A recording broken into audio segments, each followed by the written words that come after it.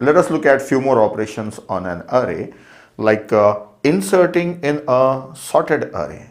We want to insert a new value in a array which is already sorted. So we should add a new value at a sorted position. The next one is checking if an array is already sorted. Then one more, arranging all negative elements on the left side and positive elements on the right hand side. So let us check these. So these are few simple operations, but that are important operations. So let us check how to perform them. Now the first operation, I want to insert a new element 18 in this array, and this array, if you observe, it is already sorted. So in a sorted array, I want to insert a new element such that it is inserted in its sorted position. So where this 18 should come? So if you check here, it is greater than 4, greater than 8, greater than 13, greater than 16, but less than 20. 18 is less than 20. So 18 should come here. This is the place for 18. So I have to insert 18 there, but already some number is present there. So I have to shift the element and make free space for 18, then only I can insert it. So for shifting, I should start from last element. I should shift 33, then 28 and 25, then 20, then I'll get a free space, then I can insert this one. Now let us look at the exact procedure. For inserting a new element 18 in this list, I don't have to find out its position by checking these numbers. I can simply start checking this number by the last. I can simply start checking this number from the last number onwards. If those numbers are greater than this one, I can shift them. If suppose this is not 18, this is 38, so this is greater than 33, so I can simply store 38 here. But this number is smaller, so I can start shifting them. So 33 has to be shifted, and 28 has to be shifted, and 25 has to be shifted, 20 is also shifted. Then this number is 16, so 16 is smaller than 18, so the next place is 18 only. So I can insert 18 here. That's all. This is the procedure. The important thing that we have to observe here is that you no need to find the position of this element by comparing these elements, because after comparison also you have to shift them. So directly start shifting them. Now let us see the procedure how I can shift the elements and I can insert this new element. Let us call this element as X. So let us say it is 18, for example. Then I should start shifting from last. So from here I should start. So let us call that I as length minus 1. That is, length is the number of elements in the list, that is 8. So 8 minus 1, that is 7. So I starts from 7. Now repeatedly what I have to do, I have to go on shifting the elements. So I have to go on shifting the element, so that is while loop I will do. How to shift an element is this A of I should be copied at A of I plus 1. So A of I plus 1 should contain A of I. So I have to shift. This shifting has to be done repeatedly. How long? As long as this X is smaller than that element. If this becomes greater, then I should stop. If this becomes greater or equal, I should stop. So as long as A of I is greater than X. And after shifting an element, I should also decrement I, that is decrement I. So I minus minus.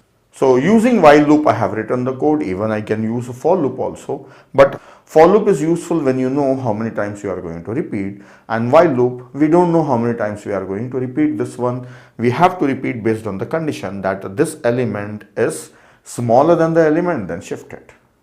So I have used while loop. Now once this has finished, so if this loop is executed, then it will move 33, then also 28, then 25, then 20. Then when it comes here, it will stop. I will stop here because this element, that is A of I, is not greater than 18. So this is not greater than 18, so it is false, so it will stop. So where I should insert this new element, I plus 1 place. So at A of I plus 1, I should insert element X. That's it. This is the pseudocode for inserting an element in a sorted list, and it is one of the important procedures. Now let us move to the next one, checking whether the list is already sorted or not.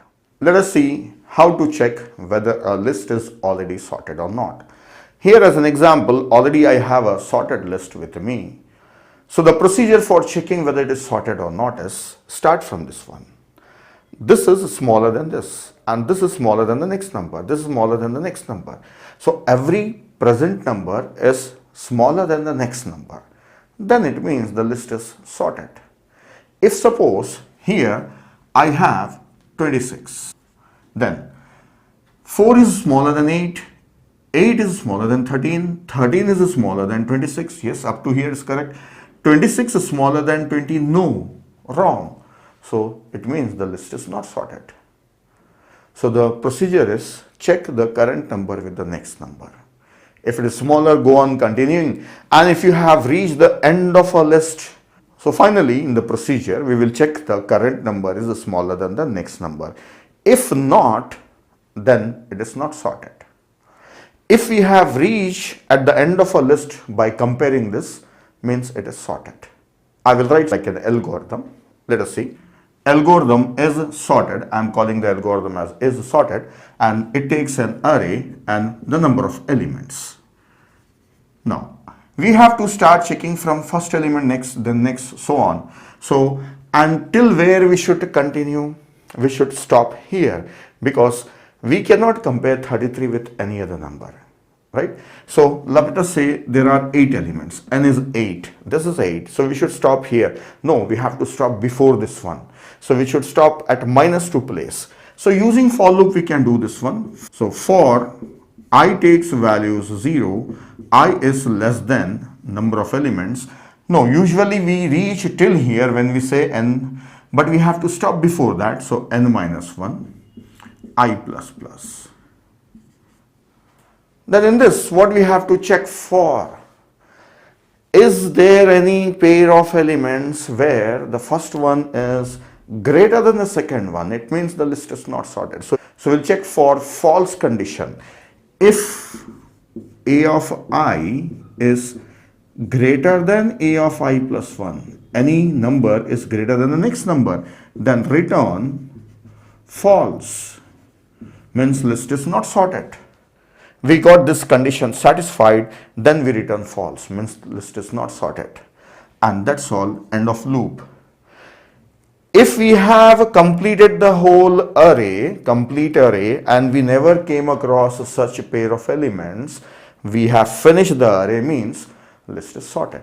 So from here we can say return true, that means list is sorted. So if at all anytime this condition is true, it will stop and say false. Otherwise it has reached the end, then it will return true. So in this case, it will check I with I plus 1. This is not greater, continue. This is not greater than this one, I or I plus 1. This is not greater than that one, continue. This is not greater than next one, okay, continue. This is greater than this one, yes, this is greater than this one. So return false. If suppose this is not 26, this is 16 only, now it is completely sorted. So it will check this one with this one, right?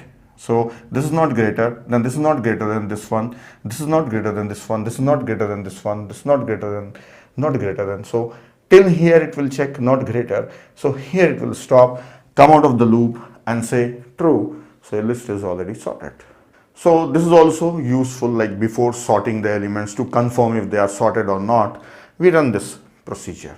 So how much time this procedure is taking? It is iterating through all the list of elements, then it is taking order of n time. If the list is sorted, it will take n. If it is not sorted, then it may stop at any place. That is minimum one comparison it performs. So minimum time is constant, maximum time is order of n. Now next we will see negative numbers on one side, positive on other side. Now the next problem, we have an array or a list which is having positive as well as negative numbers. This is an example list. It is having mixed positive as well as negative number. What we want to do is, we want to bring all negative numbers on left hand side, then followed by that we should have positive numbers. So in the beginning of an array, we should have all negatives. Then when negatives have finished, then positives should start. So, but they are mixed. So how to bring them at one place? Let us see how we can do it. So for this, we can take two pointers, that is index pointers. One is I from the beginning of a list and one is j from the end of a list. So I from here and j from here. Then using I, we look for positive numbers. If there are any positive numbers this side, let us send them there. And with j, we will find out if there are any negative numbers on this side. So let us send them here. So I will try to find positive number and j will try to find negative number. If found, they will exchange. So I will also simultaneously write down the code. I is starting from 0 and j is starting from length of a list minus 1. That is from there. Then what we have to do? Check, is it positive? If it is a positive, then we have to send it there. No, this is negative. So move next. Is it positive? Yes, we got the number. So it means I should continue incrementing until it reaches a positive number. So if it is negative, it should just move ahead. So I can write while a of I is less than 0, continue I plus plus. So when the number is negative, let I move ahead. If it is positive, it stop. So yes, we got positive. Then same way, j should be decremented until it gets a negative number. Is it negative number? No. Is it negative number? Yes, stop. So means j should decrement if the number is positive. It should stop if the number is negative. So while